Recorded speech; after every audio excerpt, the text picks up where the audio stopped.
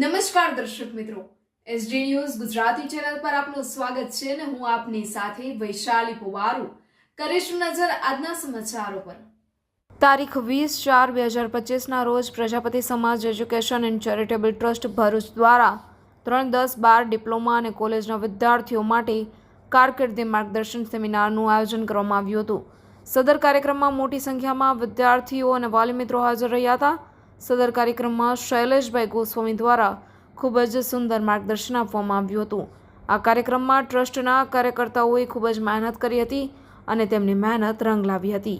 વિદ્યાર્થીઓ અને વાલીઓએ સદર કાર્યક્રમની ખૂબ જ સરાહના કરી હતી અને ટ્રસ્ટ વતી આવા કાર્યક્રમો થતા રહે તેવી અપેક્ષાઓ રાખી હતી અને સમાજના ટ્રસ્ટ અને ટ્રસ્ટી ગણનો આભાર પણ વ્યક્ત કર્યો હતો।